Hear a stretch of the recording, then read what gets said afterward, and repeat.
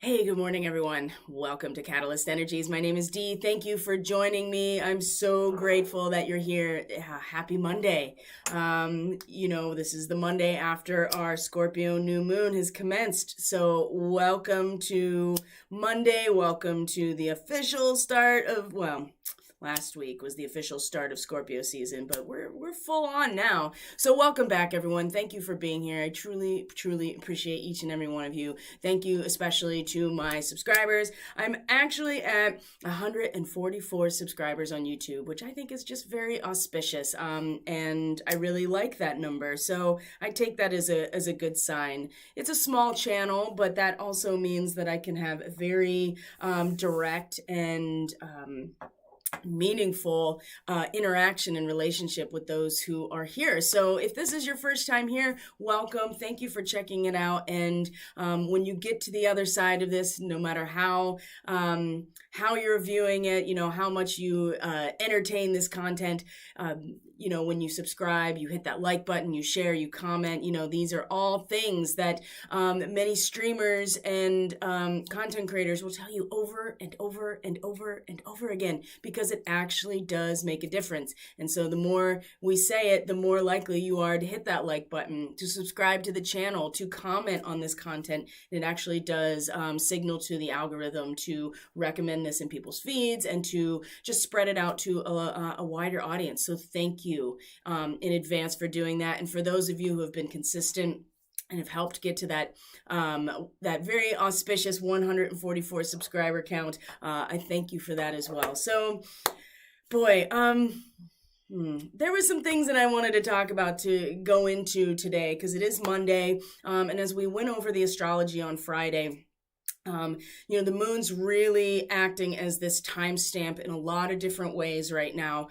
Specifically, since it came into Scorpio and has moved now into Capricorn, having met Venus. I don't know if you are in a position to see it, especially first thing in the morning, but definitely in the evening, because the moon is setting in the evening now, where I am at. And so it is just, as of last night, it was just right up against Venus in the dusk sky. It was just remarkable, right? The thumbnail, the sliver of the waxing moon now after the new moon is just remarkable and so inspiring. So if you get a chance, it'll be on the other side of Venus now, because the moon will have already met Venus and moved on in Capricorn. So the moon is providing this timestamp for a lot of how the rest of 2021 into 2022 is going to go, especially with eclipse season. So if we've been tracking that in terms of these very subtle experiences that the moon provides for us, our ability to feel into all of these different archetypal dynamics that it represents, then we can get a sense of how it's going to possibly unfold over the course of the next couple of months.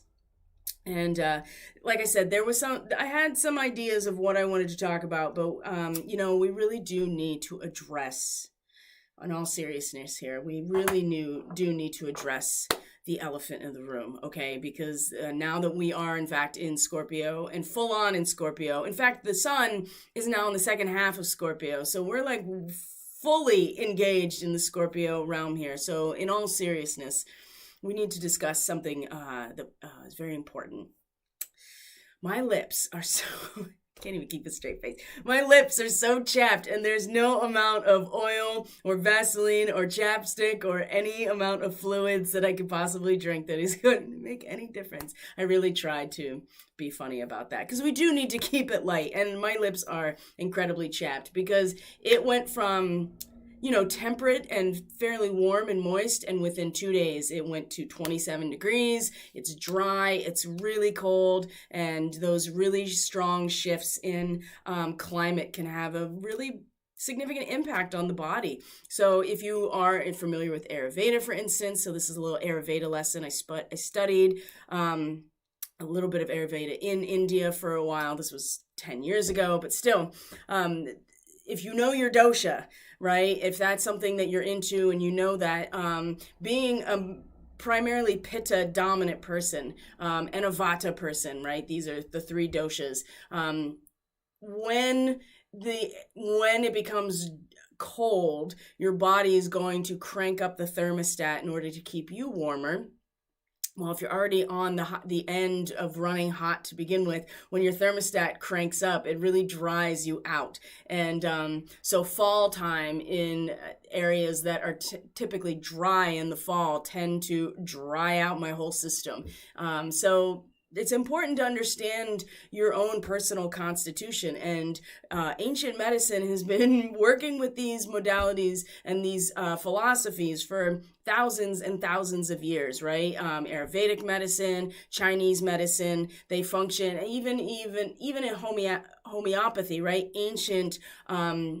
Ancient means of medicine. It's really about the balance of the body. Anyway, I'm just trying to keep it light here and also give you a little bit of insight into practical aspects of natural medicine and how you can use these techniques and these philosophies to really allow yourself to move with the seasons and move with the environmental changes, because our bodies are not separate from it. In fact, our entire beings are not separate from what's happening in this way. So yeah, my lips are incredibly chapped, but there is an elephant in the room. And I do feel like that as we get into this, the intuitive part of the transmission, as we get into the astrology for today, it'll start to make itself clear. There have been a number of things that have come up, just at least in my personal zone here, my own bubble of reality. And I'd be curious to see how people are doing, what's going on for you. I run straight vitamin E oil all over. Yeah, like I'm ready to like slather myself in sesame oil and just take up all of that lubrication, right? It's to the point where I'm about to start drinking, and I've done this before this time of year. I start drinking ghee. And if you don't know what ghee is, it's clarified butter, right? You cook all of the fats, the dairy parts of the fat off of the butter, and then you have an oil, but it's butter based, it's dairy based, and you just melt it down and drink a teaspoon of it, and it lubricates and oils pretty much all of your inner organs. So I'm about to start doing that because it's getting pretty and as Emily shared too, it's like the skin, it can get pretty brutal this time of year. So, but there is an elephant in the room I think that we need to address now, because we're in Scorpio season now, and the investigation, the real drive and this yearning to go deeper, to get at the root of things, to really understand what is going on here, and to get at the root of ourselves and the power of it, of our relationships, what we produce in a collective context, in a relational context, is all part of the Scorpio dynamic. So now we have Mercury here. We have Mars here. This is a big week. By the time we get to Wednesday and Thursday, there are going to be very, very strong astrological transits that are going to be activating all over the place and really, really challenging. Now, that doesn't mean that we won't have access to some very inspired wisdom at the same time. And in fact, we may even find ourselves acting very forcefully on that, or receiving information in a very forceful way. And it could go either way. It just really depends on what's going on for you. And, the experience of us moving through time is variable constantly, because it's dynamic. It requires our participation in every single choice we make. And so everybody's participating in the creation of some sort of 3D matrix, whatever it is, and that is creating it in every moment, right? Every breath, every blink of an eye, right? Every time there's an oscillation of the time wave, it is changing as a result of our participation. And the reason I bring that up is because what became very clear to me this morning is that, first of all, the restructuring from the solar activity all last week was, in my mind, very essential for what is about to happen. And because we are now going to be moving into the eclipse season. And so even with things that seem like a win, even when we look at what is perceived progress, it is really important that we take Remember the new moon, the last the last lunar cycle we were part of, right? To find that still point.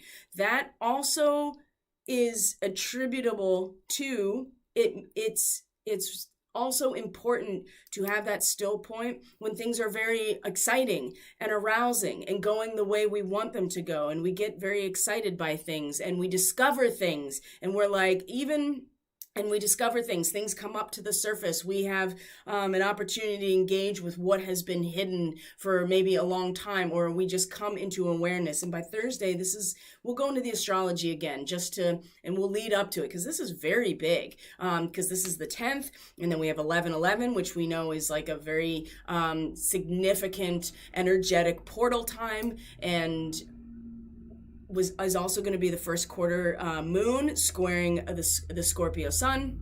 So there's a lot in this week that is important that we address the need to have that still point in both sides of this equation, because it's very easy to have a little bit of progress or success, or even just a modicum of we're getting somewhere, right? Before we don't want to put the cart before the horse, right? And we don't want to act on a small amount of progress necessarily as if it's the whole thing, because this is where we're going to really get tripped up, because we do have eclipse season coming. We have a full moon lunar eclipse that is Pleiadian in nature and will provide a massive timestamp for later in 2022, not later in 2022, very early in 2022, when the nodal axis shifts into Taurus and Scorpio. So we have to have our wits about us, and we have to absolutely be very clear with ourselves. And the potency of the inward way is making itself known right now, because even with the experience of something externally or some sort of physical representation that we've succeeded, or that we've gotten somewhere, or we've made a connection,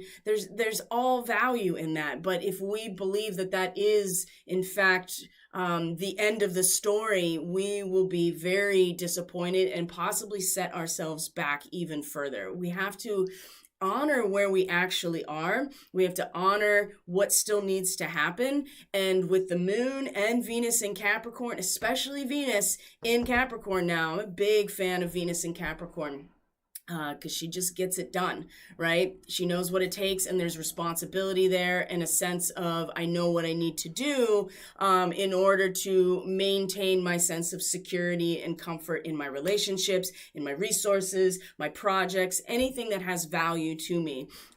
It takes a certain amount of real work and ambition and participation at a group level with Capricorn to get those things accomplished. And so it's important that we don't get ahead of ourselves, especially when we get really excited or come to, it's not always going to be that way. It's going to be different for everybody, but there is the bubbling up to the surface of that which is normally hidden, and the power of it is substantial. So I'm curious to how people are doing. It does feel like that since the solar weather really settled down, I certainly feel very different, way more grounded than I did last week, way more in myself than I did last week, and more comfortable in my body. Now, not everybody's having this experience. I can tell you that I know for a fact that if you have strong Virgo in your chart, you are getting hammered. And it's a big part of where Uranus is, right? Because if you have anything in trine to where Uranus is, that Earth trine right there, that's going to impact you. If you have anything in trine to Pluto and Capricorn, and now that the moon is moving through Capricorn, this is going to be amplified emotionally and intuitively for us as well. So if you have any Virgo, late Virgo, that's connecting to where Pluto is in that trine, you're also feeling it.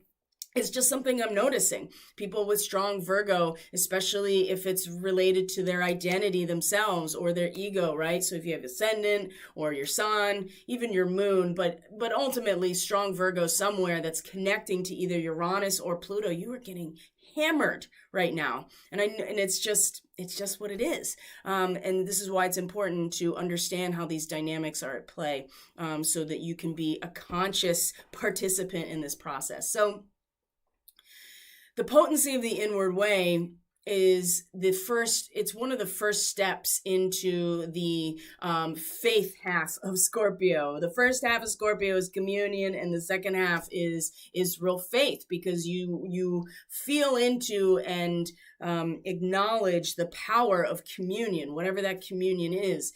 And we still have Mercury and Mars in that first half of Scorpio still now. So they are allowing our minds, our mental conception, our nervous system, and of course the spark of vitality that Mars really represents, our actualization and our impulse to be pushing forward, is also in this first part of the communion. So when these two come together this week and square Saturn, it's going to be a huge Draco activation. And we have the potential and the opportunity in that moment to really get very inspired and to see into the crystal ball, so to speak, right? And we are the crystal ball. We're not externalizing it. We become the still lake that the moon shines onto, and it will provide an incredible amount of tension to what is in a very material way, and the moon will be with Saturn at that same time. So as we get closer, we'll continue to go back into this, because how it's going to possibly unfold is going to be a dynamic process, just like I just said. So as we get closer, we'll keep talking about it. But as we lead up to this point, and the moon is in Capricorn right now, it really does allow us to feel into what it takes collectively to create something and to maintain it in a very real way. So we're going to have some Lyran activations with the moon in Capricorn today, right? The moon will cross over Vega, right? We'll move through the constellation of Lyra and hit all of those stars that would be Lyran or Lyran starseed activations. It will become way more palpable when Venus gets to these points, and we'll talk about that, I'm sure, in the astrology for this week. But we have to be realistic about what it is that we are coming to discover, and to not get, like I said, not get ahead of ourselves, and to also be open to realize truly what is going on. There may be a couple more instances where we really need to just get kind of like, I don't want to say bashed over the head, but how many times do we need the same message to come through? And, God or universal source or creative source energy, however you want to conceptualize it, is really wanting to talk to us. And that came through very personally for me, through certain conversations and just where I'm at, but it's for all of us right now. And we will be very challenged with what we discover in that conversation if we are not at the very least aware that it will require us to find that stillness when it may be a lot more satisfying or a lot more, well, I wouldn't even say satisfying. I mean, satisfying doesn't necessarily have to imply anything good, just that our senses are satisfied in that moment, right? It's really easy to act out or to be impacted in all kinds of ways when we see very deeply and very clearly what is. So it's going to be an interesting week, and I feel like it's important that we acknowledge the things that have happened, right? So just a couple of things. I'm sure you can find them in your life, right? You can go out into the news, right? So some things that I know are happening, right? We're at the third indictment from the Durham investigation. That's a pretty big deal. What else has happened, right? We have the Attorney General, I believe in Texas, but it's in 3 different states. There's a federal judge that has at least temporarily blocked any kind of federal mandate for any kind of medical choices, right? So there are things that are happening. They're making themselves known. They're coming to the surface. And these are all important things for us to take back into the laboratory of our own self and to incorporate into the process, and to just not get lost in the fact that maybe, perhaps that's not the end all be all, and we do not want to jump the gun. We have to see what it actually takes. It requires participation. It requires a sense of not giving up, and it requires that we fulfill all of the necessary components as they're needed, right? We can't expect to rebuild or to even birth new earth if we are ourselves not willing to participate in the process, like consciously. Oh boy, wait till we see the reading for today. Wait till we see it. So I want everybody just to take a deep breath right now. We're just gonna bring ourselves into center here. I think it's really important that we start bringing a sense of reverence and groundedness in real time to these transmissions, because I know for me personally, it's really helping, because as we go through this process, again, we're gonna get pulled into the chaos of it and get pulled into the intensity of it, and we need to be able to bring ourselves back to center in the blink of an eye, and sound is a good way to do it, and our breath. So I'm going to take a deep breath, and deep diaphragmatic breathing, right? You want your diaphragm to expand as a muscle, pulling open, drawing your lungs open so that they are creating a larger space, and the change in pressure is what draws the air in. So we're going to take a deep breath right from the diaphragm. Oops. There we go. I'm not that awesome yet at sustaining with the actual spin. It would take too long for me to bring it forward in its fullness, because I'm still practicing that, but one day it'll be something I can do. Okay, thank you, and thank yourself. And I'm just gonna pop over to the stream real quick.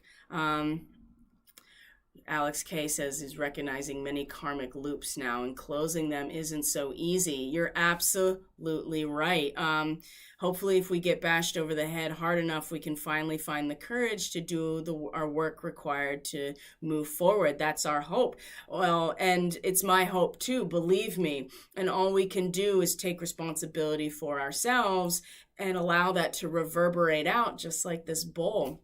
And I do think the karmic loops are not easy to close. They're very difficult to close. And this is the work we all need to do. I really appreciate your guys' feedback, by the way. This is really very insightful to what's going on. So let's bring the reading into focus here.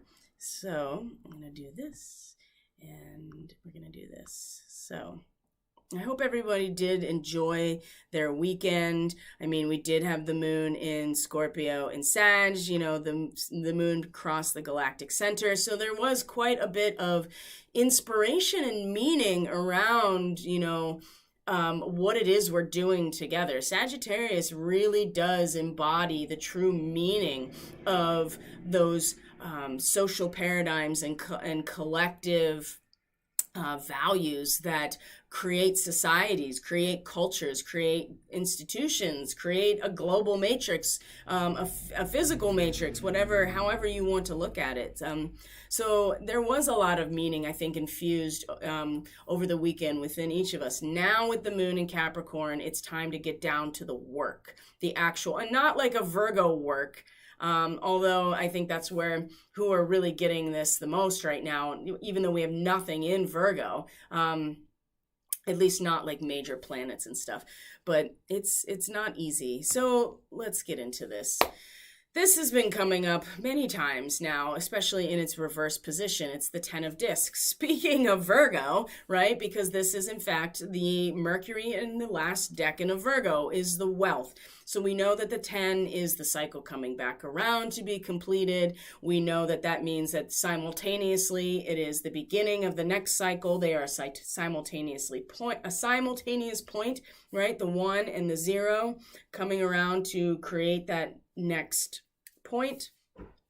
We also know that this is the tree of life, or the Kabbalah. So when it's reversed, there's an inversion happening here, and there is maybe an internalized experience. But when we're talking about wealth, right, and this can certainly mean what we, in terms of our financial wealth, but really we're talking about the works of our, the fruits of our labor is really what Virgo ultimately represents and is expressed in Libra, right? Is when it comes forward as a collective or social experience is Libra. So the fruits of our labor really are what Virgo represents. And when you get to the end of Virgo and Mercury ruling Virgo, you see all the fruits of your labor and you are able to conceptualize it. You're able to really see and analyze and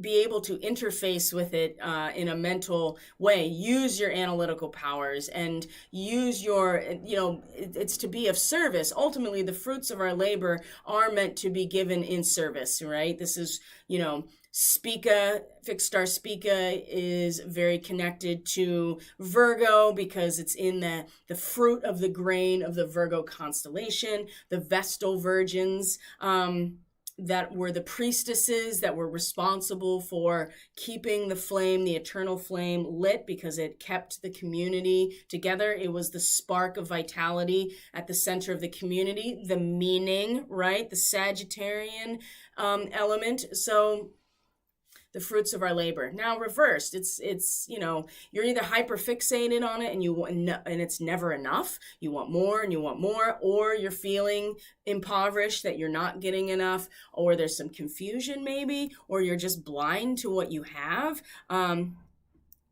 Yes.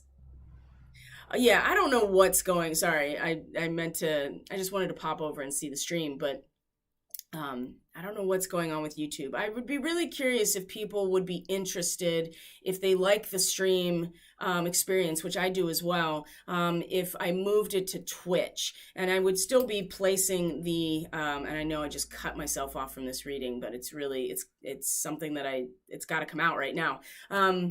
If that's something that people would be interested in, because that platform is built for this, right? Whereas I can post the recordings on YouTube still and BitChute and Odysee, but the streaming function is what Twitch was built for. And I feel like that would be a much better platform if people were interested in using it. And personally, I want to move over to that platform. I'm just waiting to get some more better equipment, to be perfectly honest, before I get on to Twitch.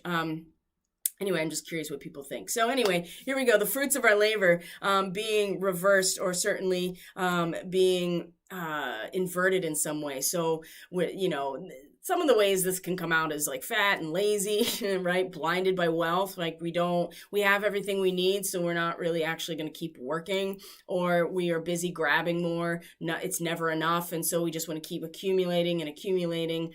And we never come to a point of stasis or completion. And also too, that our feeling, we don't really feel anything. It's just hyper fixated on accumulation and gathering, and dullness of mind too. We don't want our mind to get so bogged down with the physical or material element that we don't allow it to be free in other ways. So, but what I do feel like is that coming into this moment, there is a sense here that our full accumulation of the fruits of our labor, whatever it is, it's not quite there. We either haven't recognized it, we want more, we're not real, or we've realized that we haven't quite gotten there yet. That's another way to look at it. So on a collective level, we're not quite there yet, or we have some sort of inverted relationship of everything that has accumulated so far in terms of our own works. And this is meant to cause pause. This is meant to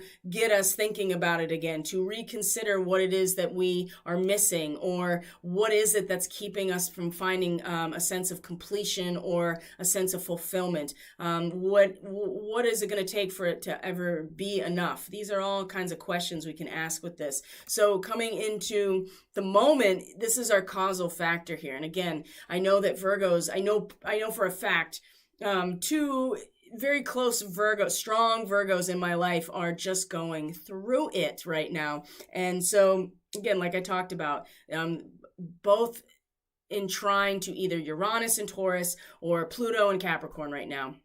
Or if you have early Virgo, then you're getting a trine to Venus, which is probably the saving grace at this point, in terms of like giving you something to actually attach your senses to and some value and be like, okay. So when we get into here, the this current moment, this is you're going to see here that this vertical axis is all water. It's all emotion, right? The hearts in the Akashic Tarot are different than the heart or the wands energy in other traditional type of modalities, archetypal modalities, because the heart does represent our feeling in relationships. So you're going to see here that this whole vertical axis is all fire. I mean, it's all hearts and feeling. So you have the Six of Roses down here reversed, and it's all reversed, these two. And the only thing that's upright here is this Princess of Cups, which really is describing each of us or people in our life, the actual anthropomorphic or personalization of this energy. So the princess, the Venus in the water signs, okay? This is very dreamy, it's very imaginative, it's very tender, and kind and loving. The princess is, look at her, she's just offering what she has, and it's very flowing. There's a lot of flowing. There's a lot of imagery here that is an offering, and has the Pisces fish right here. You know, we have the lotus flower. It's this flowing garment that she has, and she's even got a swan at the top of her head. You know, it's very beautiful.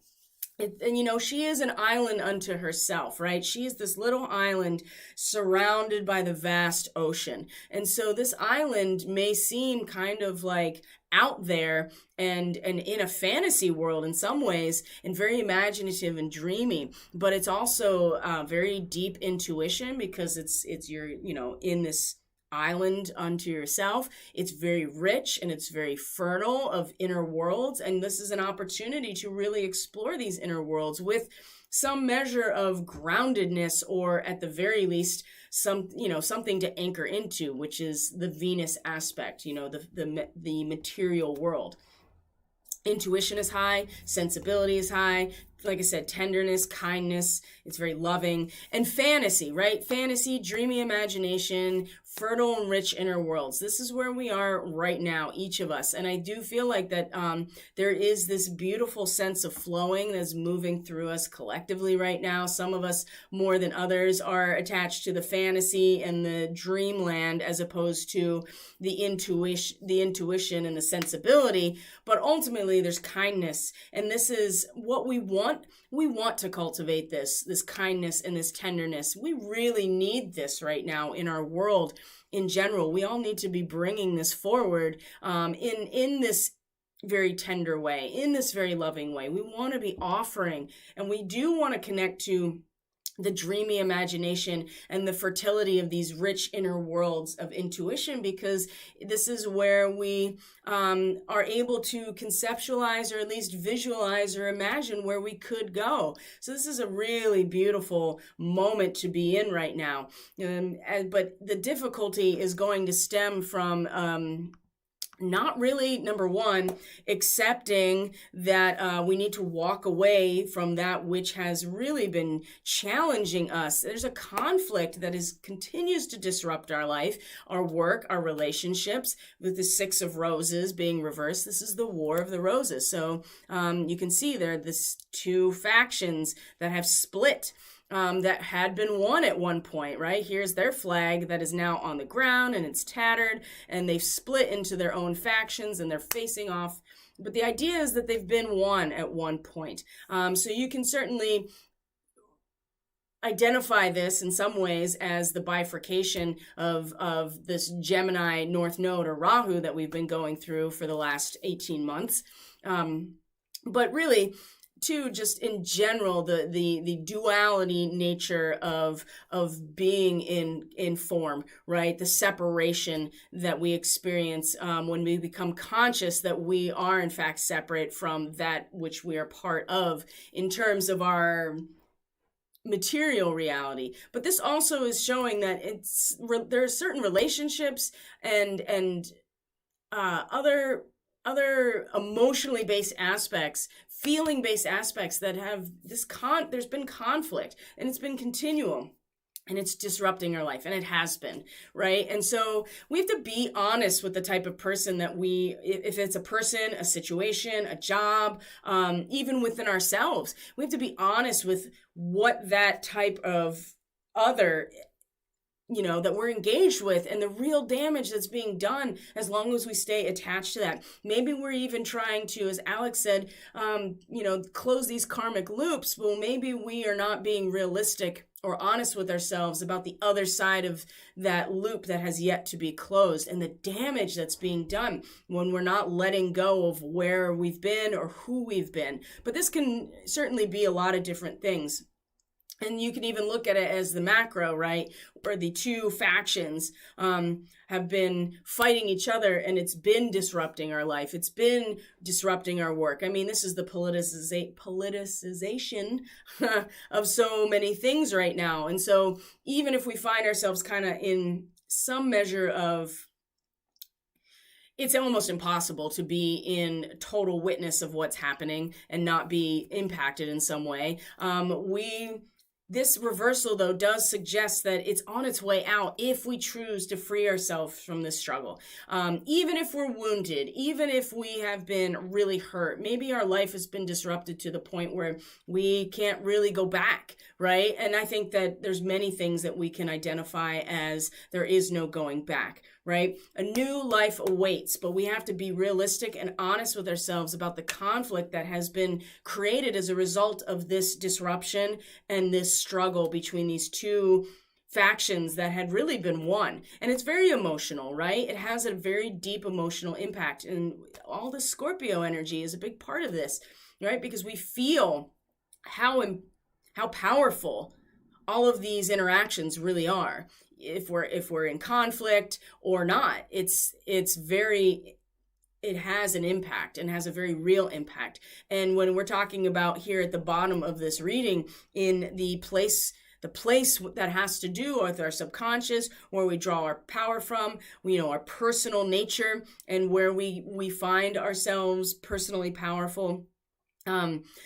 We have to let go of some things, and this is not new, but it's becoming more and more unavoidable, right? And I do feel like that this is something we have to really come to terms with some things, that there's no going back, and there's certainly no mending what this is when it's reversed. It's like it's time to walk away so that you can create space for something new. And you can see the panda is back again. So we know that this is really about creating a new space.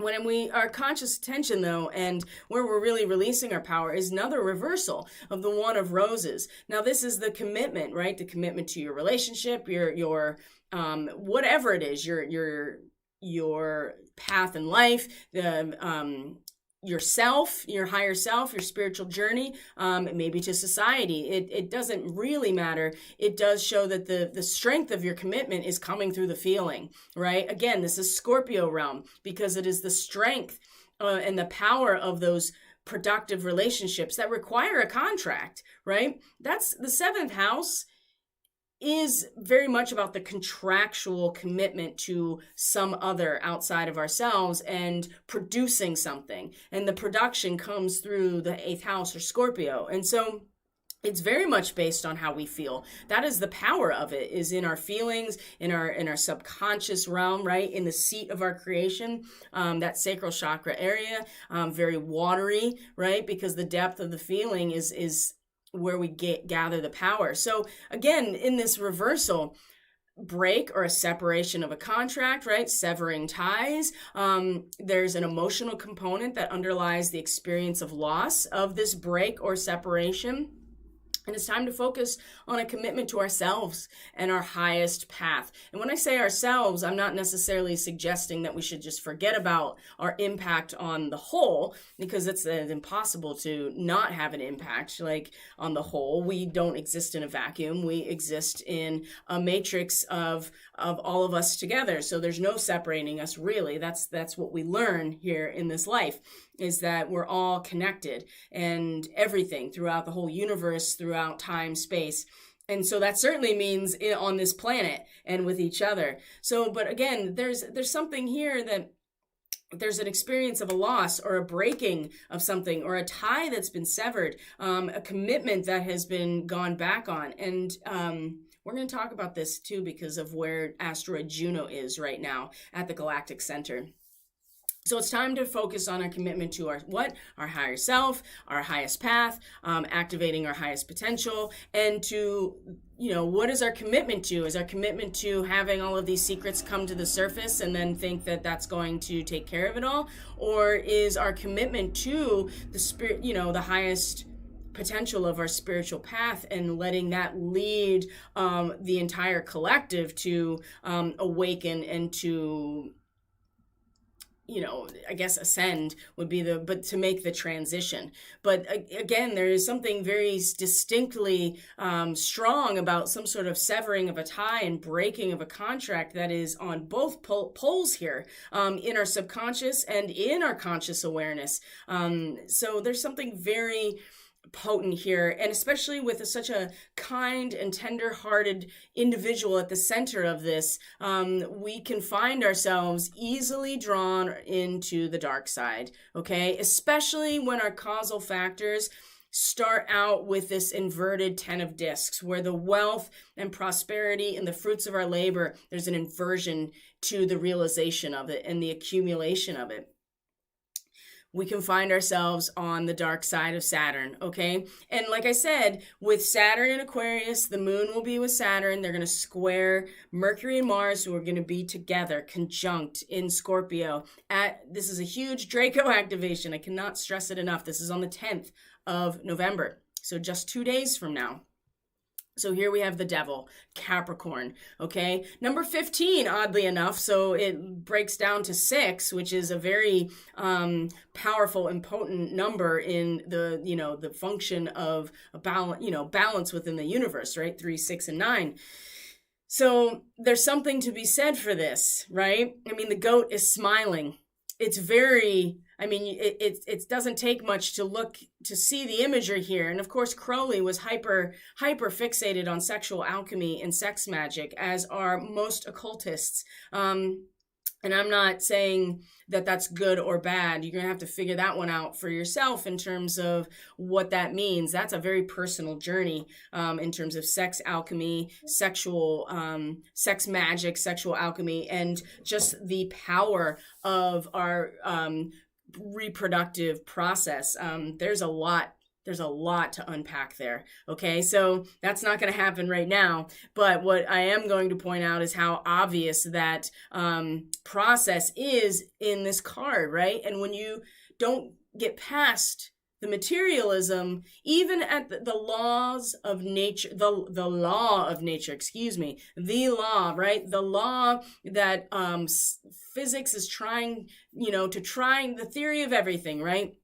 Trying so much to figure out, when Moses had figured it out like thousands and thousands of years ago. The law of nature. This is what Capricorn ultimately represents. But to stop there at the zenith of the chart, which is the 10th house, the midheaven, that is the Capricorn house, to stop there leaves you trapped, right? In the karmic loop, right? To be trapped, you go back in again and again and again, because you continue to be trapped by materialism, to be trapped by, as an immortal spiritual being trapped in your material world, and you just come back over and over and over. This is the basis of so many of, especially the Eastern religion and spiritual doctrines of karma and reincarnation and breaking the wheel. And it's not so much that there's inherently anything bad about this realm, because the goat is smiling, right? It's got the third eye open. It's that it represents the zenith of all of our destinies, right? To bring our spiritual nature into the material form successfully. But if you can't pass this point in your journey or your progression into what? Aquarius and Pisces, right? Those represent the cohesion of all through our intellect and our gnosis, and then into the experience of Pisces. But if we cannot rectify within ourselves, if we cannot find a way to necessarily I would say, first of all, make use of the really strong discomfort emotionally and feeling base that we're experiencing, each of us in our own energetic bodies right now, and collectively as well. We may find ourselves trapped in this materialistic aspect, literally trapped. You can see these are two, if you are familiar with biology at all, then you know that these two spheres are sex cells that are in the process of meiosis, which is when the sex cells separate and multiply. It's called meiosis because you are splitting the chromosome in half, right? This chromosome is getting split in half, and then you're creating sperm cells and egg cells. That's what meiosis does in particular. So again, getting trapped in our genetics, getting trapped in the material reality. Now, and especially when this is inverted, this also represents, of course, number one, we have Venus in Capricorn, and we have the moon right now in Capricorn. This also shows that through this discomfort, through this sense that we have not accumulated what we actually want to accumulate, you know what I mean? Maybe we have not gotten to the place of full accumulation of the fruits of our labor for whatever reason. Either we just can't see it, maybe it actually hasn't happened yet. If we take advantage also too of this supreme discomfort on either side of our awareness, right, subconsciously and consciously, and we keep in the heart of us this tender and this very loving and very imaginative individual that just wants to offer what she has, and be willing to explore these inner realms, we also can figure out and come to an awareness of what it's actually going to take in order to not so much exit 3D, because we have to master this realm before we can even hope to get to 4 and 5D. I mean, that seems pretty cut and dry to me, right? And it's something that unless you really hear it that way, you're like, oh, how are we going to, that's just spiritual bypassing. You're like, I just want to go into 4 and 5D, fuck this place. It doesn't work that way. We have to master this realm as immortal spiritual beings inhabiting a physical existence before we have any hope of moving forward. So we can utilize this discomfort, the break, the separation, the feelings involved in it. And as long as we are holding at the center here, this really kind and tender person that we are, and that's really open and kind of innocent and really just innocently wants to share this tenderness and kindness, we can find that we can find ourselves actually seeing what it's going to take. Like what it's actually going to take. And with the moon here in Capricorn right now, and having met Venus and Venus being in Capricorn, I think this is also a very strong indication that we are feeling into very much what it's going to take, getting down to the brass tacks of it, getting serious about our subconscious and intuitive sense and nature, knowing what it takes to actually accomplish something at this grand of a scale, which is, following the, law of nature. Our DNA, right? All DNA, all life, the imperative of life unfolding is an immensely complicated and beautiful and sacred thing. And so it's a fine line here, right? We don't want to be trapped, but we can't not be here unless we exit completely. And I think that we can utilize a lot of our discomfort right now, emotionally, if we kind of have this innocence and this tenderness and this lovingness about ourselves and everyone around us. We can really see what it's going to take, like really what's going to take, because Scorpio season's no joke right now, especially with eclipses coming. So when it comes to, so here's Hilarion, right? This is the ascended master for Scorpio season, to be perfectly honest, because number one, you can see that the veil is thin around him in his lab. So he's surrounded while he's doing his research and his due diligence to collect information and forensic evidence and everything else, concrete knowledge. He's surrounded by those who have traveled the pathway before him, and can inspire the journey within. So, and the Ascended Master Hilarion also is letting us know that, we may find ourselves we have to be willing to actually investigate. And that, again, requires that we realize that this bifurcation, this War of the Roses energy is taking up a lot of our bandwidth, subconsciously and energetically. And there's things that we just have to let go of. The conflict itself is not very sustainable, although the conflict itself is also how we stay trapped as well. Ooh, there's another aspect of being trapped. And we know that they run both sides of the game, right? The chessboard, all of these things.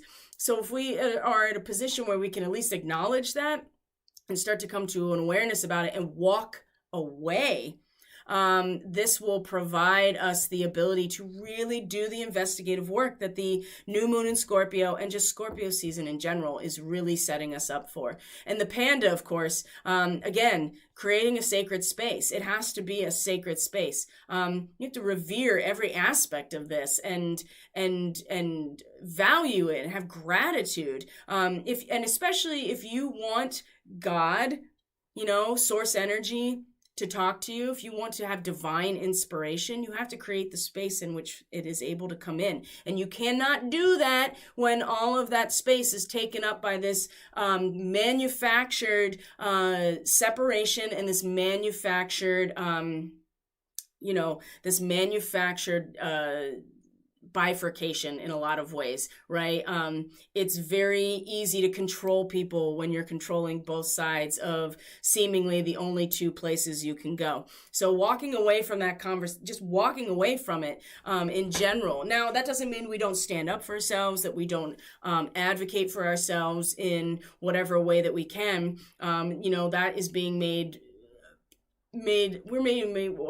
being made aware of that through the court system and what is happening there, right? There's so many lawsuits, right? The suing the federal the admin in terms of mandates and those kinds of things, and also the local lawsuits against school boards, the writs against the state governors to uphold the constitution of those states, all of these things, personal lawsuits, civil lawsuits against other companies like Dominion, for instance. All of these things are happening, and they've been happening, right? And so they will also bring to the surface that which has been hidden as just by virtue of these cases going into the court system. And so I'm not saying that we should stop.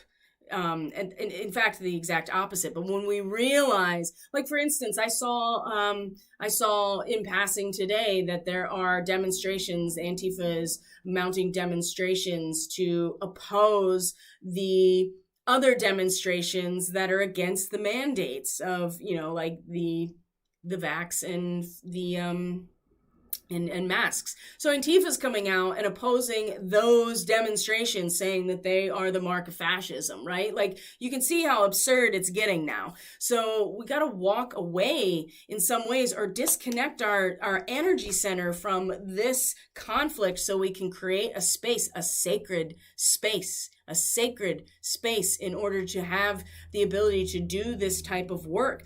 Evidence detection, concrete knowledge, truth, research. These are all the things that our Ascended Master Hilarion represents. But we can't do it if we're still engaged in the back and forth, because that's a complete construction. Okay, so it's kind of funny that the Wolverine came up, because so my spouse and I will watch animal videos, and I've talked about this before. We just, animals being good to each other, or just nature videos in general. But we're watching the honey badger. And if you remember, about a year and a half ago, that when A.G. Barr was still the Attorney General, there was something going around about him being the honey badger. They're ruthless too.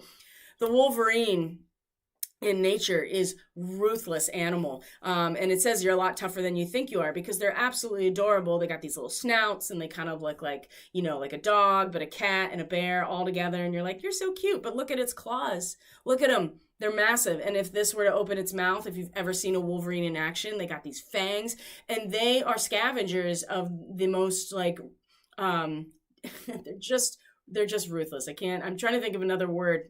They will come up singularly and steal the prey off of like large predatory cats after they've killed something. Or hyenas, they're really good with that too. So the Wolverine, it's just interesting that the Wolverine came up, because I was mentioning to him that it hasn't come up in a while, and I was like, oh, I remember when the Wolverine was coming out a lot, and now here the Wolverine is. You're a lot tougher than you think you are. And specifically, to call on the warrior within. And we also, when it comes to these commitments, contracts breaking, it's not going to feel good. It doesn't feel good to realize that these commitments or these connections are being severed or separated, or somebody's breaking the contract, or you are breaking the contract, or something is falling away.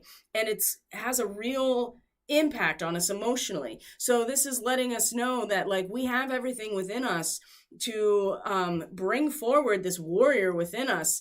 And the Queen of Forces, again, right? The balance. It's so important that we maintain our balance. And this is not to suggest that it's all going to be doom and gloom forever, and that there's never going to be any real progress made. But we cannot mistake incremental progress for the bigger picture, because Capricorn is really about like, nah, this is actually what it takes, and we all have to do it together. So the moon here with Venus especially is going to be is really drawing our attention to this. And the Queen of Forces, right? This is the sorceress at the highest order, right? She balances the very nature of expression and how we feel, the masculine and feminine, the literal sun and the moon. And she's standing in the water. Again, it's about our feeling. It's not like we're separating ourselves from our feeling. We are able to stand in it and still maintain a sense of balance and power. So we have to bring this into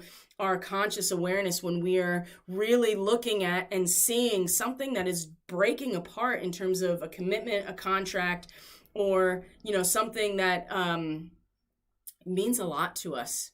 Right? And so we have to, again, we're stronger than we think. We really, really are. And we bring that warrior within. And the Queen of Forces, you know, she's balancing, but she is powerful. And so she needs to make adjustments to keep this balance in check. She has all of the power, the force of nature itself in order to do this. And she's balancing that force of nature. And we are nothing more than natural law, you know, unfolding in every given moment. So this is also something that we can apply to ourselves in our own journey.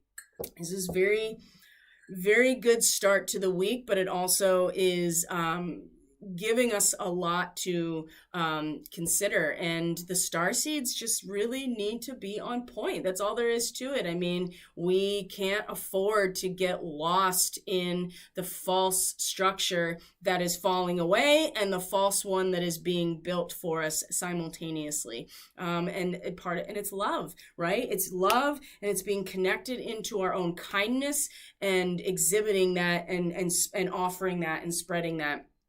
So we don't get trapped.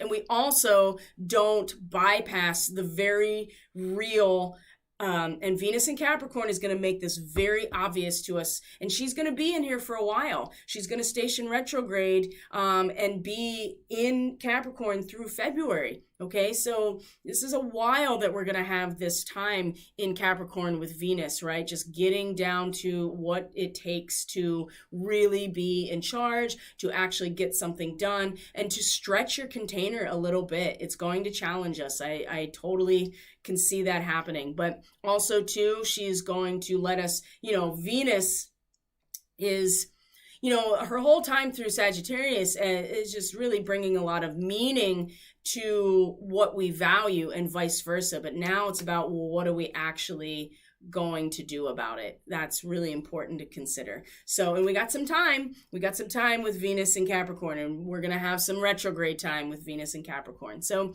we're going to exit out of here and move into looking at the astrology for today. So I'm curious what you guys think about the reading. I'd love their feedback so much. I love Twitch. An inverted relationship. Yeah, me too. I love Twitch, and I actually feel like that, boy, I really want to grow this aspect of my practice, and it's turning it, and Emily, you'll really, I think, based on our conversations together and the readings I've done for you too, I think you'll really appreciate this a lot. Like it does, and other conversations I'm having with other colleagues, right, that are going through very similar changes. It's at least this part is turning less into a business or coming away from being a business or a practice, and it's turning into a ministry. And this is the word that keeps coming up over and over for me. And so I want that.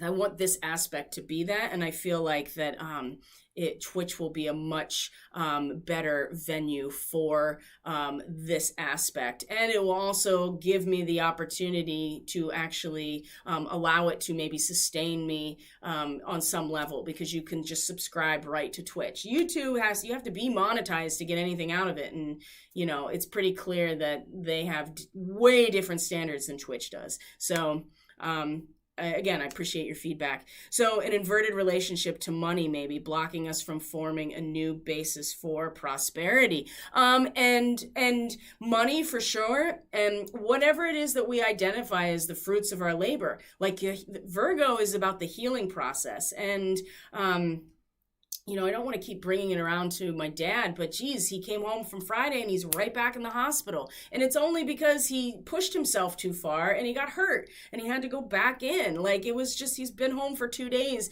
and he's gone back into the hospital, right? And it's the same thing. Like it's not quite finished. And he's got really strong Virgo. So that's how I also know that I can see the connections with the strong Virgo people, that they're really going through it right now. He's not the only one. I know other people too. So again, it's like whatever the inverted relationship is, whatever it is, right? Whatever the relationship is to actual finances, to our healing process, to any of the fruits of our actual works, I think that's really the inversion that we're having a hard time with. So if that's about money for you, that makes total sense. But it can be a lot of different things. And Virgo is about the healing process itself, just like the 6th house is where that usually happens, is there's a healing crisis. So, I love that idea of ministry, so needed on many levels to help lay down new foundations collectively. I totally agree. And what I found, and I'm hesitant to go too much into this right now. This is just something I kind of want to put out because it's been coming up very strongly as well. And part of more conversations with colleagues is that the more this comes up, the more what's falling away, at least for me, is the specific attraction to the occult. And it's not so much that there's something inherently evil about the darkness. And we want to see what's occulted, right? We want to see what's hidden. And there's a reason some things are hidden. And there's there's reasons that they've been hidden, but they need to come forward. But there's something about the practices that have been kept hidden for so long that is really not speaking to me anymore, staying hidden, or in the secret societies, or even just being focused on the worship of knowledge in general, because this is why we're here thousands and thousands of years later, and possibly even longer. We only have one 6,000-year cycle to really operate off of in terms of this civilization right now. But I mean, we can go back to the Atlantis story, which everybody here is got the connection to. If you're a starseed, you have the connection to it.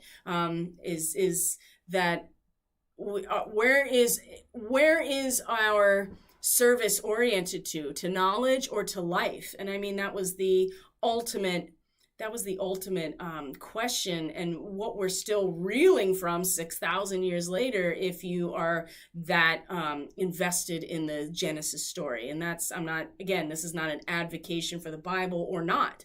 That's a personal journey. What I'm saying is that we have to start setting new foundations, and that's where the ministry aspect really comes in, because it's not about telling people what they're going to, it's not about telling people what is or isn't going to happen. It's the idea of speaking as a voice or a mouthpiece for the spiritual nature coming forward. So anyway, like I said, I don't want to get too much into that right now. That's something that we can talk about later as things progress on this front, at least. So let's get into the astrology, though, for today.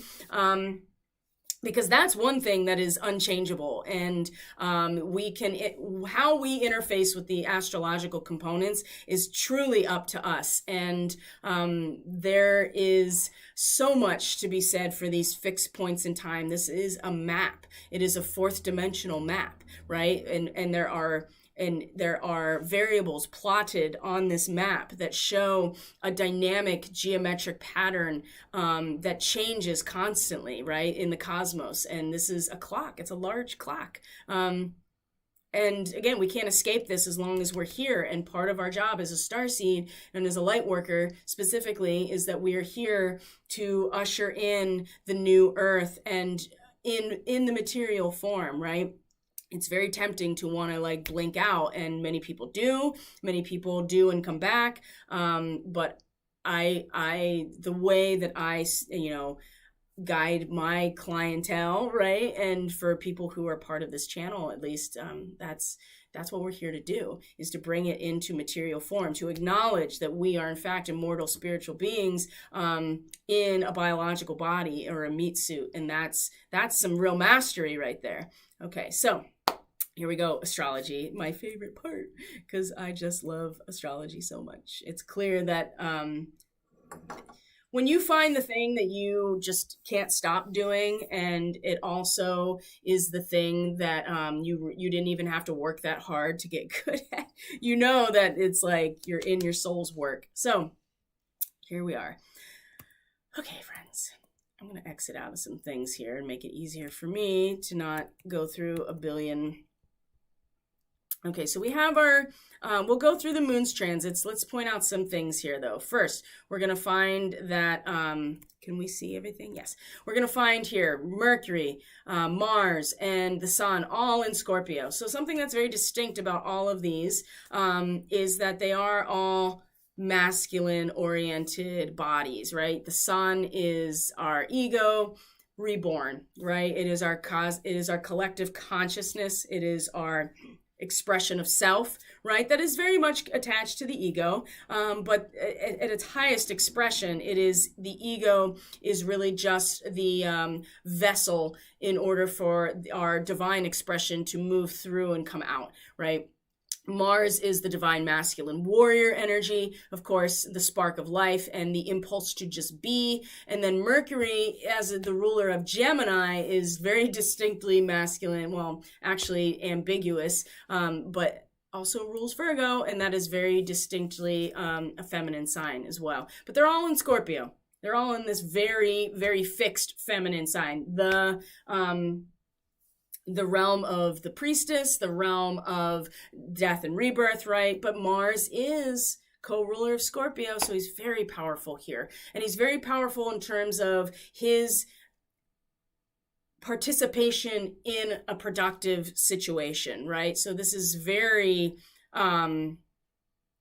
it is very sexualized when Mars is in Scorpio, right? It's very, that part of ourselves is very driven to merge. It's very driven to produce. It's very driven to get into the full experience of that merging. So Mercury or Hermes able to move into those underworld spaces and come out because our consciousness is not trapped by the cycles of life and death unless we find ourselves being trapped or tricked into being trapped. This is, again, the cycle of rebirth and the karmic wheel that we're supposedly trying to escape from.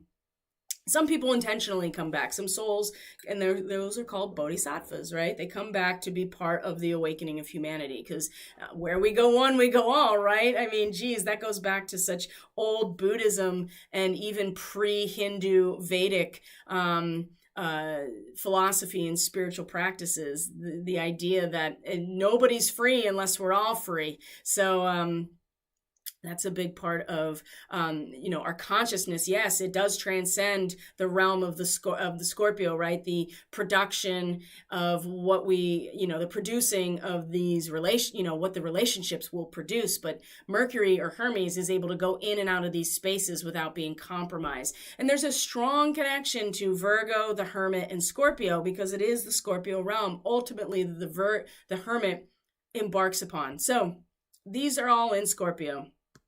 We have the moon in Capricorn. We have Venus in Capricorn. We've talked about all of that.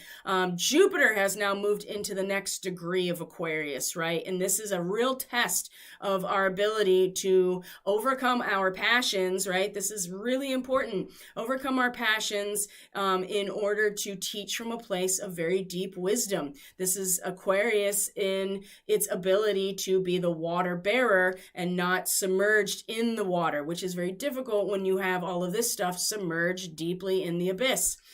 So, and this will become relevant in weeks, in weeks coming as they all square Jupiter over here in Aquarius. So let's track the moon, shall we? And see what we got going on today. So the first thing that has happened with the tracking of our moon is that she met with Venus. First thing this morning, right as the changeover into the day. Oh yes, and the light cycle is changing, because here in the United States we still are, for whatever reason, participating in daylight savings time. So that has had an impact on things too, right? Our artificial time connection to the natural cycles of the earth, the sun, and the moon are probably having an impact as well on all of us. So,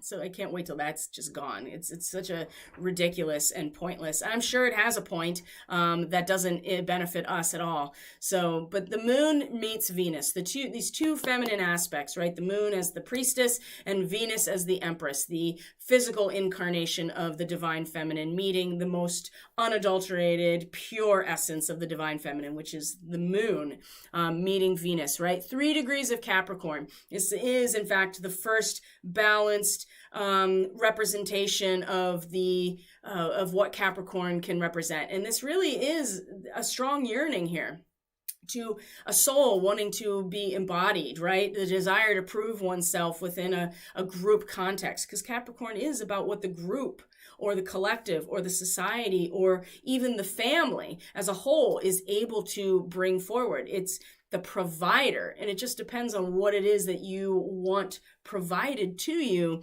What institutional frameworks are going to be participating in or contributing to, and what are they going to provide? That's a really important question. So when the moon met Venus, it really activated and strengthened this really strong desire to embody ourselves, our soul, into something. It's a powerful yearning for whatever's going to increase the scope of our contact with other people and society, right? A desire to prove ourselves within this. So very eager for new experiences. This has a lot of Lyra written all over it. We're not technically in those degrees yet, but this is really setting the tone, because the embodiment is very much, and the new experiences, there's a lot of eagerness for those things with the Lyran starseeds, because they're not deterred in any way by what it takes in order to be embodied or to prove oneself. They know what it takes, and that's what Capricorn is about. We know what it takes in order to get here. So there's this very strong sense of value, an emotional connection to it. First thing, as the day shifts into the 8th, at least in terms of Eastern Standard Time. So over overnight in our dreams, maybe late last night, we're finding this powerful yearning to seek embodiment. And here's, again, Venus in the water signs, right? We have the Princess of Cups. So we have the moon and Venus coming together at this moment. So it really does seem to embody right? There's a lot of that embodiment energy right now. It really does seem to, this conjunction really seems to be expressed the most through the Princess of Cups energy, right? We're eager for new experiences. There's kindness, there's tenderness, there's a sense of emotional vulnerability with the moon, right? And really wanting to make of ourselves something important and to be relevant and to offer what we have. This is very strong that happened. And this is where we could, I don't want to say get into trouble, but as we move through the moon's transits today, you'll see that there is opportunities to either get off track or to really, really understand the inertia of what already exists, especially in our minds, because that's where Mercury seems to be sitting, is these first 5 degrees of Scorpio, where we're just now really conceptualizing how strong and institutionalized these symbolic connections really are. And our mind can be really kind of bogged down, or at least crystallized in what is actually not formed at all. But it's so powerful that we believe that it actually has real meaning and value. The real meaning and value comes later with Sagittarius and Capricorn. So while in Scorpio, it's completely malleable, but it's also very, very powerful. So when the moon comes along, or when she did come along to be in a sextile with Mercury right after, which is now creating a whole other yod or finger of God, there is this opportunity that we had as the moon. This was, again, overnight. So a lot of dreamscape type of, especially with the moon and then Scorpio, Mercury and Scorpio, a lot of dreamscape opportunity that may have happened. And specifically about investing this sense of, we feel what it's going to take. Again, the group activity that is unfolding in circumstances that imply the need for a change, right? That's, if we want to change society, we all have to kind of come together and participate in it at the same time and go somewhere together. So it will require an investment of this, this need for change, and we're each feeling individually kind of drawn to it. If we can invest that into the need for each of us to wrap our minds around the symbols, the very strong symbols that are what are holding us together.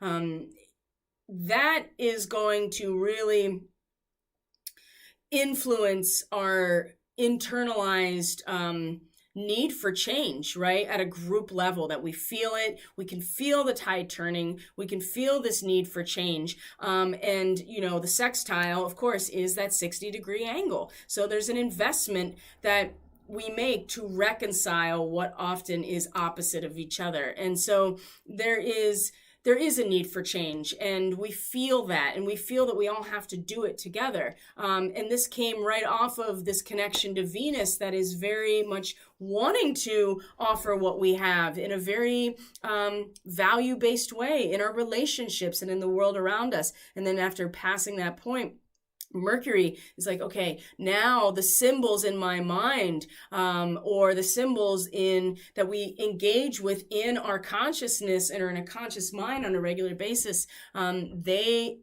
if we can rally around those symbolic references and how powerful they are, that will allow us to really put ourselves into this group integration or cooperation or action that will take us somewhere new, right? And that somewhere new is going to be along the course of our feelings and our spiritual connection to each other. Because again, it's about the water. And so we have the moon and Mercury and Scorpio. So still very watery, still very intuitive, still very feeling based. But this sextile was showing us that if we can get our minds wrapped around the right symbolism and the powerful cultural symbols that turn into actual institutions, we can actually get somewhere. We really can, but we have to be very cognizant of how powerful these symbols actually are. If we don't realize how powerful they are, then we don't realize what it is that we are actually creating, right? This is not a time to be unconscious at all, because it's too potent. It's too potent. So Pallas Athena is going to station direct today. That's something else, because she, the goddess of wisdom and strategy in Pisces, is now going to station direct today. So that strategy in terms of the experience of being connected to all is about to turn on. And we'll go into more of that as Pallas Athena is making connections to other bodies, other planets along the way. So the moon comes into a sextile with Mars after that. So here's another sextile. So this is advanced a little bit further along. And this is, Mars is very ready to act.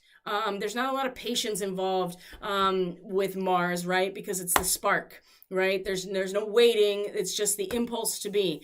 And so with this degree of Capricorn, there is the idea here that we do need to be very aware internally, emotionally, intuitively, that we have to make sure that everything's kind of stacked where it needs to be before we cross into the threshold of something new.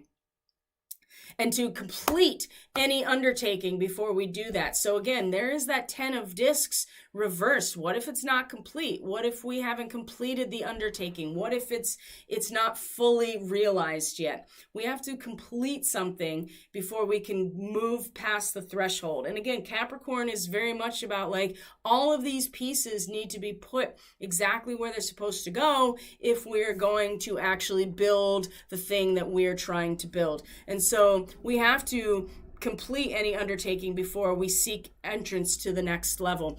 And we can really invest that into this moment of Mars here that is really, really, really very ambitious in this moment and is being torn away from their comfort zone. Each of us having the courage to tear ourselves away from our own comfort zone in order to gather more abundance and more from our collective relationship and more from what we can produce together. Mars is not even hesitating, right? It's just going for it. This is very important that we realize how impactful the sextile really was and to take full advantage of it. It requires that we invest ourselves, that we participate in this relationship of harmony so that we can reconcile this and then actually move forward or move in a new direction. But it absolutely requires the responsibility of being like, everything is where it needs to be, and we have to finish stacking the firewood before we can move on to the next task. Whereas Mars is just like, let's go.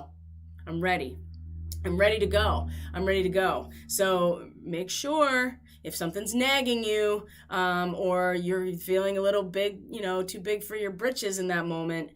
And I wouldn't have even, I don't know how I would have, of course I would have made the connection, but with my own personal life, this is like pretty obvious, right? That we have to make sure that everything is, stacked where it needs to be internally and emotionally before we can blast out the gate and go pan for gold, right? Boy, oh boy, that's intense. That is really intense. So now there's going to be an interesting connection here. So first I'll show you the moon part of it, and then I'm going to pop over to a different chart, and it'll look a little confusing, but it'll show you what I want you to see. So first, the moon in Capricorn is going to square our good friend Chiron, right? Chiron that has been really just the bane of all of our journey and discovery these days in terms of renegotiating old traditional images of ourselves into a new symbolic representation. And having a teacher, either life or a person or a circumstance, bringing this forward and be like, look, this actually can mean something. It doesn't have to be static. It can actually mean something because that's what it means to grow. And then, of course, Chiron is just going to be like, well, who am I without this identity? How can it possibly mean something different? So we're all going through this in our own internalized way with this retrograde.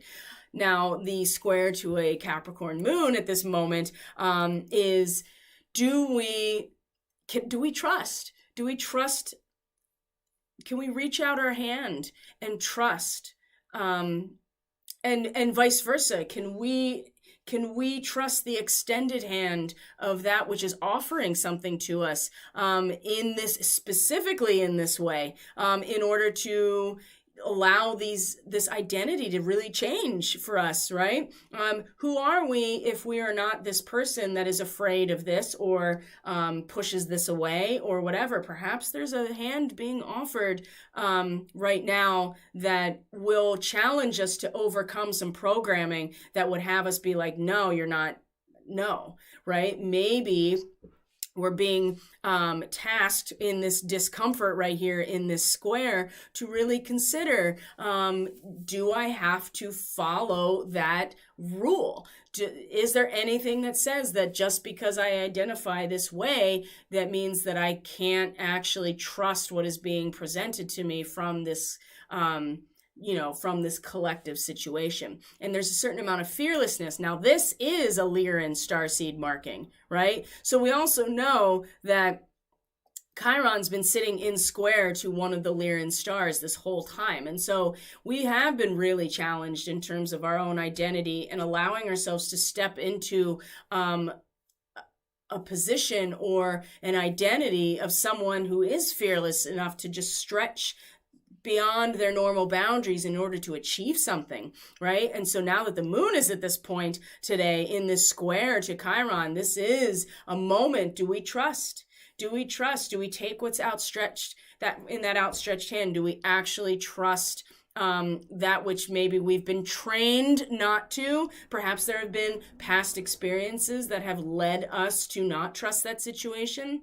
These are all questions that we can ask, but what I will say for sure, it's in a square to Chiron. So you know that we're really going to be challenged along how we feel about this.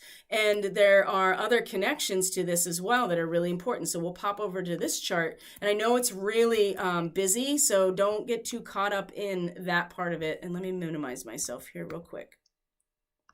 Okay. So what we see here is Pallas Athena. Here, let me go over to here. We see Pallas Athena right here. We see the moon in Capricorn right here. And we see Chiron right here. And we see asteroid Ceres right here, retrograde, okay? They're all at 9 to 10 degrees in their respective signs, right? Which is in conjunction with Aldebaran, right? Archangel Michael, Chiron right here, Pallas Athena at 10 degrees of Pisces, now direct, and then we have the moon at the 1st degree of the Lyran constellation. So we have a Lyran or Lyran starseed activation right there. So what does this all mean, right? So what it means is, number one, the moon is in a sextile to Pallas Athena, our strategy. So we see that there is an opportunity to create a new strategy or to, I would say, align with a strategy that has us being able to master the experience of being fully connected and immersed in all, right? Because that is the Piscean dynamic. And so now that Pallas is direct, we are now starting to employ that strategy with the outer world. And 10 degrees of Pisces in Sabian symbol language is, you're an aviator pursues their journey up past the clouds, right? It's the idea that you master all of these cities or psychic abilities that come along with full immersion into source. And we've talked about this before, how those occult practices are ultimately a byproduct of the spiritual journey. And so this particular strategy here has us, at least in this moment, actually pursuing these masterful psychic abilities, being able to and master them, right? And when you talk about pursuing up over the clouds, there is in some ways there's a blockage, right? You don't see the full picture of the ground, but you also aren't disturbed by it either. Number one, so sextile with the moon. Do we trust the hand that is outstretched? How do we feel about that? How do we feel about the potential to take what is being offered? How do we feel about how we've been programmed to trust or not trust a certain individual or a certain type of avatar that's presenting something to us? Well, the investment we can make in here in terms of a strategy and vice versa, right, to reconcile this is to employ that strategy of mastering this realm. When you do that, it doesn't matter at this point, right? You can just see right into it and you don't have to really question it. You can be like, yes, I can trust that. No, I can't trust that. That's a psyop. Oh no, that's genuine, right? Being offered to you. So there's one way that this is connected. Number two, we just talked about the square. So we know that this feeling of, can we trust what is being offered to us? Should we trust it? The square to Chiron, it's going to trigger a lot of friction and wounding and shame of self in terms of how we identify ourselves. Can I still identify myself as this person, or within this, where, you know, as this particular image? Is this image actually what I'm seeing, or can it change? So that square, it's going to be very uncomfortable, right? And then we see a quincunx to Ceres over here in Gemini, asteroid Ceres, the goddess of the grain and agriculture. She is retrograde, right? The natural progression of the growth and the seasonal cycle and what the earth in herself as Gaia is able to give us.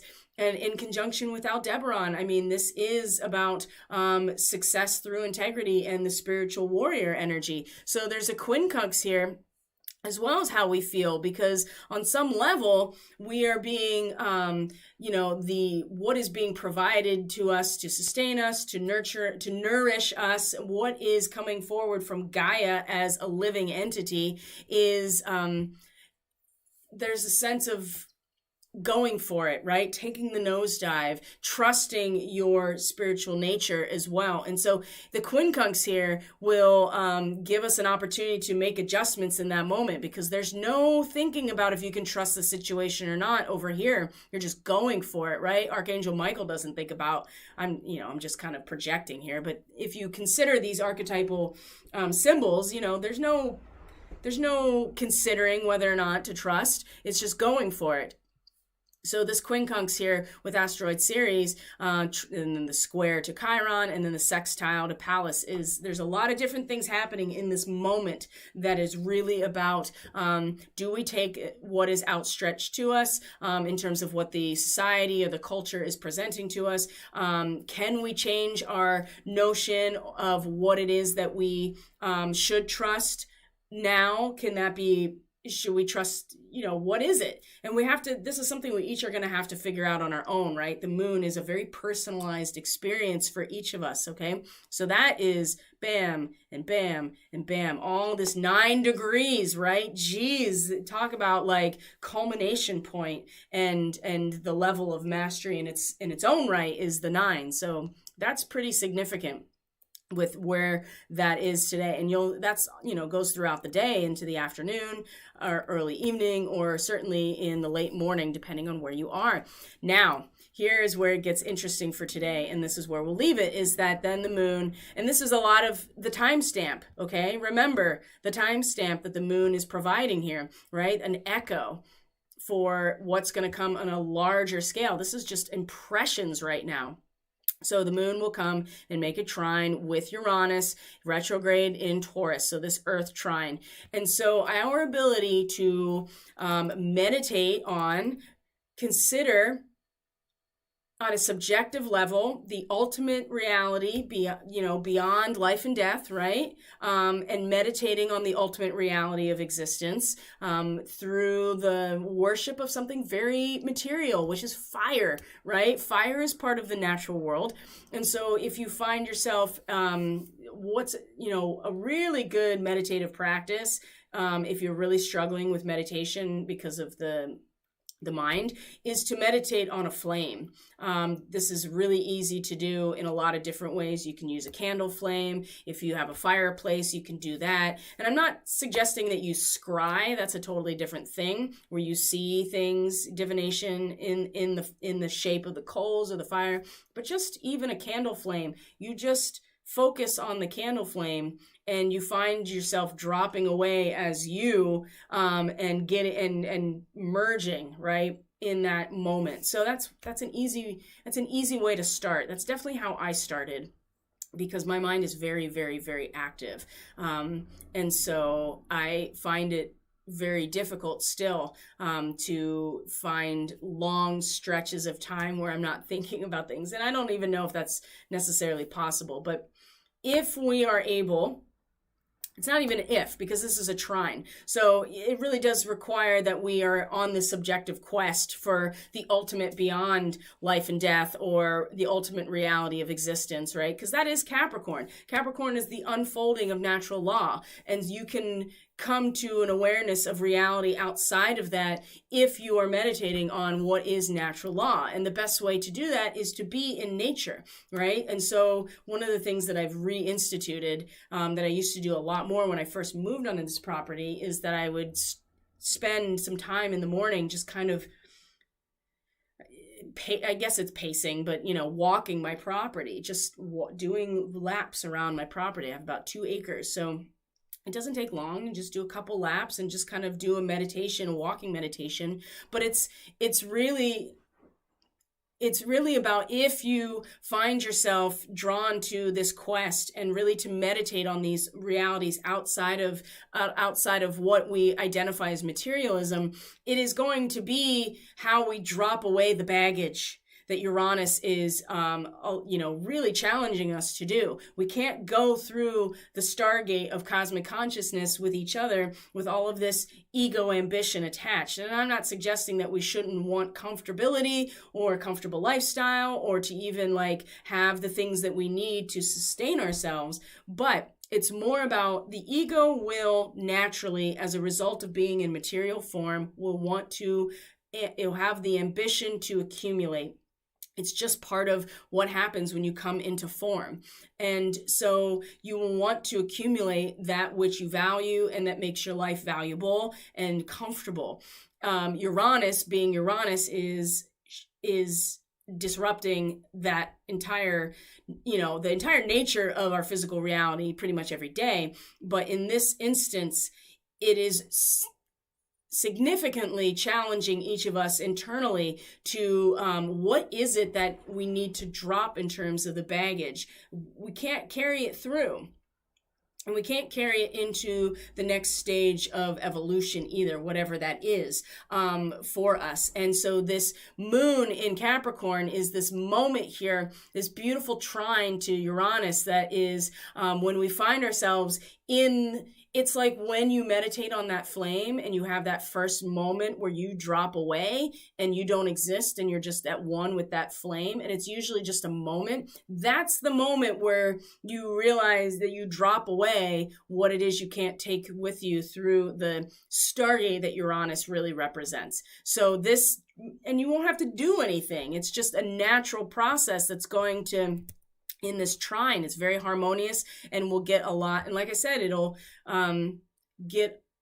gives each position a lot of traction and foundation. And again, timestamp. Look at what's going to be coming into a trine with Uranus over the next months, right? Well, definitely Venus very soon, but Mars, the Sun, Mercury, all going to be moving through Sag, and then into January, is going to cross over and trine Uranus. And so all of those very less subtle energies are going to be making very similar connections with Uranus in terms of what is it that allows us to awaken, what is triggered in terms of radical reorientation and individuation that will awaken us to the full knowing of who we are beyond just the material reality. And it's going to be this particular moment of being able to meditate on something that is very physical and material, but represents something that is beyond the physical and material, which is, fire consumes. So it creates and consumes at the very same time. It is like the moment of life and death crossing over, because the fire is consuming the fuel, whatever that fuel is, and then creating a byproduct of heat. And so it is a catalyst, it's a chemical reaction. And the heat itself is a catalyst for other chemical reactions. So we are finding in this moment that if we can tap into that, something very much part of our material world or our culture, right? Capricorn, or our institutions, the economy, the government, however, the corporations, however you want to look at the matrix of reality. If we can tap into some aspect that is very much part of it, but represents something beyond it, then we will get a very, it's like we will have this intuitive knowing of what it is we actually have to drop in order to ascend into the evolved consciousness that we're all going towards. I mean, Saturn in Aquarius is pretty clear that nothing can stop what is coming in terms of the collective as a whole. And so Uranus in Taurus is bringing it down to a very distinct reality. So this is an incredible moment by the end of today, or even just this afternoon. So when we look at tomorrow, we can do that. We can look at tomorrow. I think that's an important thing to do, is to look at tomorrow, is that the moon will be meeting Pluto, as we see. And this is where these two actually start to come into a conjunction very strongly, and then will, by the 10th on Wednesday, will be in a direct square. But we're going to see that the moon is going to meet Pluto tomorrow, so a lot of deep feelings, a lot of repressed stuff is going to come right up into our own personal emotional vessel. So remember this reading today, the intuitive part of the transmission, because it's going to reference a lot of this into tomorrow as well. And what else is, there's a couple other things that we'll go into, but this is the big one, with the moon coming into to meet Pluto tomorrow at in Capricorn. It's very distinctly feeling the very sensitively feeling into what it is that Pluto is destroying in terms of everything we've relied upon at a cultural or extended level that has provided, like I said, culture and artistic taste and all of the products that come about as a result of that. That's all, Pluto has been destroying all of those things systematically as a result of its transit through Capricorn. And tomorrow when the moon meets it, it's going to be brought right to our personal awareness. It's going to be something, and this is very powerful feelings that we don't really have any control over, just coming up and out of us. So it's best to be aware of that, especially with Mercury and the Mars coming together in Scorpio like this, at least coming into the same degree by tomorrow. And we're finding a really strong, deep dive, very deep dive, and Mars being like, let's go, and Mercury being like, okay, because it's just ideas to me. And but at the same time, with the moon meeting Pluto, that aspect becomes very personal, right? And very real and very sensitive to it. So this week's going to be pretty remarkable. And I'm really, for one, I'm really glad that Venus is in Capricorn. Not everybody's a big fan. We all have our personal preferences, of course, but I really... and that also means for most Aquarian rising people that this means that Venus is now in our 12th house. So the value and the beauty and aestheticism and harmony that Venus represents is going to be very much related to our karmic cycles coming to an end, right? Because that's where Pluto is right now too. So in our 12th house. So that means the moon will be in the 12th house. So that's just an example. I just feel like it's easier to, for now, be able to connect into the, my own chart so I can, but that there's more of that coming. I'm, things are slowing down in a lot of ways so that I can focus on those aspects, because this is, in fact, this is the birth month of Catalyst Energies, as well as my, birthday as well. So actually, Catalyst Energy's birthday was the day in 2019 where Venus and Jupiter were conjunct at the galactic center. So that was like a beautiful birthing in some ways at that point. So every time things come around to the galactic center, it's always making a connection to the birth of this particular Catalyst Energies, this project, my mission. And of course, this is where my point of fortune is at the galactic center. So, there's no getting around it that this is what I'm supposed to be doing. So let's see here. I'm just checking in with the chat. I have Venus in Capricorn. I love it now, but it's an acquired taste and wisdom you grow into. I would agree with that. That's why I feel like that I'm kind of on I think that, there are other places where people seem to really enjoy Venus a lot more. And I just really enjoy Venus in Capricorn. But yeah, acquired taste is and wisdom is a great way to put it, because you have to consider that Venus is an archetype.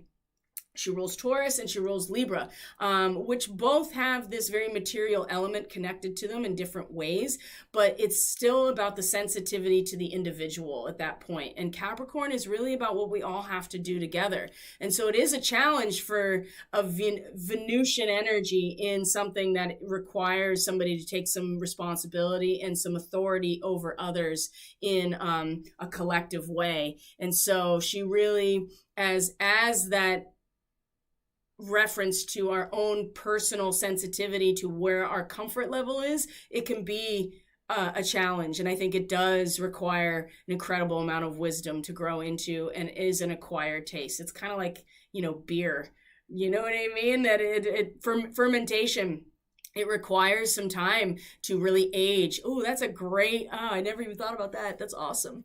It has to, there's a certain amount of aging that has to happen, just like a fermentation process, in order to really get the most out of Venus in Capricorn. So that was really cool. Yeah. So, all right, my friends, I'm going to leave it there for now. Thank you so much for being here. I truly appreciate each and every one of you. If you're interested in a reading or energy work to support your process, you can always book through catalystenergies.net. I will be putting out, as I've said before, I can actually start focusing on the next reading sale, which is going to be for the eclipses. And so I'll be putting out an email about that. If you want to get on my email list, you go to catalystenergies.net. That's in the description box below for the video, and you can get on the mailing list, and then you will get updates and offers before anything else. And of course, social media is always an option. So you can find me on Facebook and Telegram at this point.